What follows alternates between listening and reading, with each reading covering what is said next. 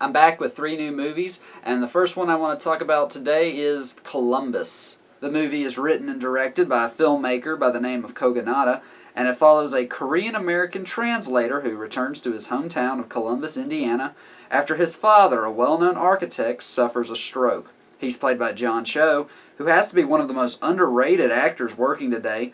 While back home, he meets a girl played by Haley Lou Richardson, and together they have some intriguing conversations about life. Columbus is a talk-heavy minimalist film with dialogue that flows so naturally it almost feels unscripted. While watching it, I was often reminded of Richard Linklater's Before trilogy by the way the movie takes you on a journey using only what the characters say. We learn everything we need to know about these characters just from listening to them talk. We learn that Cho's character has a strong disdain for architecture despite his father being famous for it, and we get a strong sense of alienation from him because of it. The girl he meets has a story of tragedy.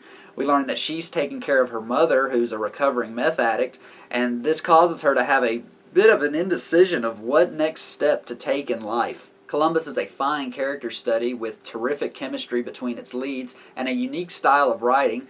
It's one of the most poignant romantic dramas that I've seen within the past year. The next movie I want to talk about is based on a true story, Battle of the Sexes. The real-life Battle of the Sexes was the notorious 1972 tennis match between female player Billie Jean King and male player Bobby Riggs. It resulted in a victory for King, making her the first woman to ever beat a man in a professional sport. Battle of the Sexes, the movie, chronicles the events leading up to that match. Emma Stone playing King and Steve Carell as the showmanist gambling addict Riggs. Only the third act of this movie actually involves the match specifically. The first 2/3 of the film highlight Billie Jean King's achievements from her campaign for equal pay for women in sports to forming her own female tennis tournament.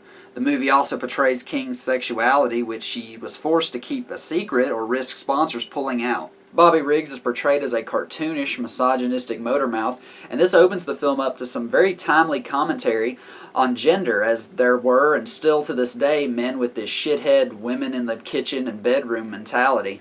Battle of the Sexes has some terrific lead performances, with Stone almost guaranteed another Oscar nomination after her win in early 2017 for La La Land.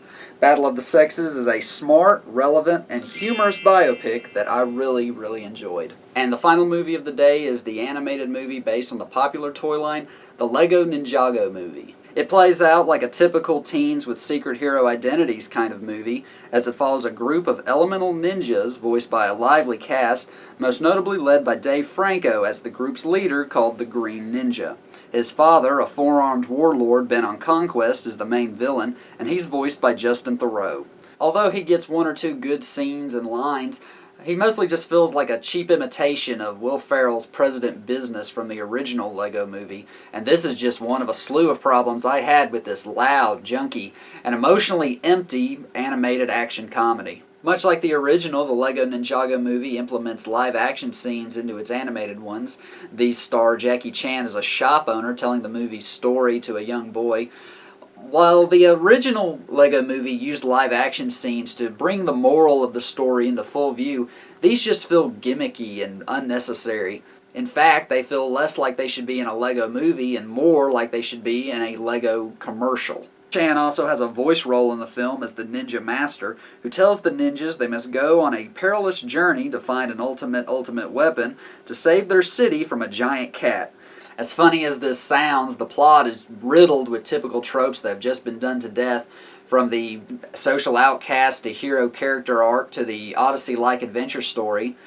Banal lessons on greatness is inside you and the father-son dynamic are also used, and all these things stem out of just a blatant lack of originality. The humor, which was perhaps the 2 previous films' greatest asset, is also problematic, often feeling obvious, forced, and at times just downright desperate. The Lego Ninjago movie has both heart and charm, but it doesn't even come close to matching the original Lego movie or the Lego Batman movie. Considering how much I enjoyed both of those, I would usually say, why stop now? Why not make more movies based on the Lego toy line? But after watching Ninjago, I can't help but feel that it might be time to put the toys away. Thank you so much for watching. I'm planning more reviews soon. I'm planning specifically a review of Steven Spielberg's upcoming movie, The Post, so you can look out for that. Until next time, I'm Logan D. McCoy, and this is Real McCoy Reviews. Sorry? What was that last thing you said? What? That last part, I didn't catch it. Well, I didn't say anything. What do you mean? I said I'll be waiting, and then I stopped talking.